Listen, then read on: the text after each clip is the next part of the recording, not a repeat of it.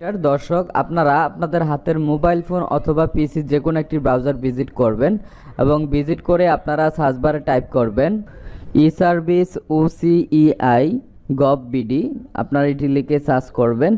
ওকে, search করার পরে আপনাদের সামনে OCEI সার্ভিস পোর্টাল বা প্রধান বিদ্যুৎ পরিদর্শক দপ্তরের যে সাইট রয়েছে এটি চলে আসবে। এটিতে ক্লিক করবেন এবং ক্লিক করার পর আপনারা নিচে স্ক্রল করলে এখানে আপনারা বেশ কিছু সাব অপশন পাবেন। এখানে আপনারা সেকেন্ড যে অপশনটি ইলেকট্রিক্যাল লাইসেন্স, এটিতে ক্লিক করে আপনাদের যে ইউজার আইডি এবং পাসওয়ার্ড আপনারা এখানে বসিয়ে দিবেন।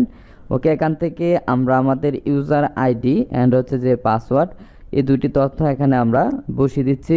ওকে, তারপর এখান থেকে আপনারা লগ ইনে ক্লিক করবেন। ওকে, ক্লিক করার পর আপনার সামনে এখানে আপনার ড্যাশবোর্ডটি চলে আসবে।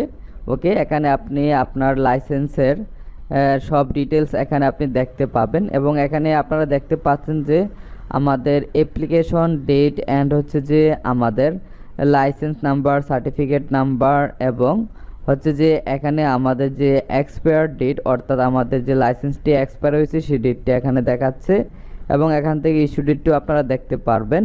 ওকে, আপনারা এখান থেকে জাস্ট একটি কাজ করবেন, এখানে আপনারা একটি রেনু বাটন পাবেন, অ্যাকশন সেকশন, এটিতে ক্লিক করবেন।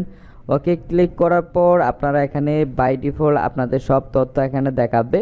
আপনারা যখন ইলেকট্রিক্যাল লাইসেন্স বা বিদ্যুৎ লাইসেন্সটি অ্যাপ্লাই করেছিলেন ফার্স্ট অফ অল, তখন আপনাদের যে তথ্যগুলো ছিল সেই তথ্যগুলো এখানে অটোমেটিক চলে আসবে।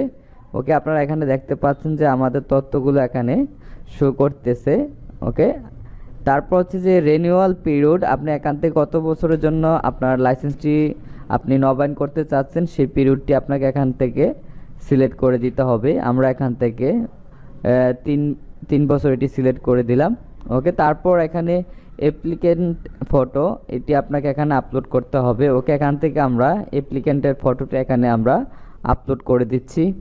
ওকে, তারপর ফটোটি আপলোড করার পর নিচে আপনাদের পার্মানেন্ট অ্যাড্রেস অ্যান্ড হচ্ছে যে প্রেজেন্ট অ্যাড্রেস এখানে অটোমেটিক চলে আসবে বাই ডিফল্ট। এখান থেকে আপনারা তথ্যগুলো দেখে নিতে পারবেন। ওকে, তারপর আপনারা স্ক্রল করে নিচে চলে আসবেন এবং এডুকেশনাল কোয়ালিফিকেশন এখানে বাই ডিফল্ট দেখাবে, অর্থাৎ আপনারা ফার্স্ট যখন আপনারা লাইসেন্সটি করেছিলেন সব তথ্য এখানে অটোমেটিক চলে আসবে। আপনাদের কিছু করতে হবে না, শুধুমাত্র আপনাদেরকে যেটা করতে হবে, আপনাদেরকে একদম নিচের যে সেকশনটি রয়েছে সেটি হচ্ছে আপনার রিনিউ পেমেন্ট ইনফরমেশন, অর্থাৎ পেমেন্ট সেকশনে আপনাকে শুধুমাত্র কাজ করতে হবে। সেটা হচ্ছে আপনি যে ব্যাংকের মাধ্যমে আপনি টাকা পেমেন্ট করেছিলেন সেই চালানটি এখানে আপনাকে আপলোড করতে হবে। ওকে, আমরা এখান থেকে ফার্স্ট অফ অল এটি সোনালী ব্যাংক লিমিটেড, অর্থাৎ সোনালী ব্যাংকের মাধ্যমে আমরা পেমেন্ট করেছি, সেটি এখানে বাই ডিফল্ট থাকবে। তারপর হচ্ছে যে আপনার চালান ডেটটি সিলেক্ট করে দিতে হবে এবং আপনার যে ব্রাঞ্চ নেম সেই শাখাটি এখানে আপনাকে লিখে দিতে হবে এবং হচ্ছে যে আপনার যে ব্যাংকের চালান নাম্বার সেই চালান নাম্বারটি এখানে আপনাকে বসিয়ে আপনার হচ্ছে এখান থেকে আপনার চালান কপিটি স্ক্যান করে এখানে আপলোড করে দিতে হবে।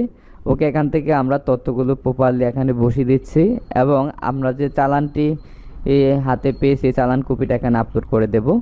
ওকে, তথ্যগুলো বসিয়ে আপনারা যখন চালানটি আপলোড করবেন এবং আপলোড করার পরে আপনাদের নিচে একটি অপশন থাকবে, সেটি হচ্ছে যে আপনাদের যে সাবমিট বাটন, এই সাবমিট বাটন আপনারা ক্লিক করবেন।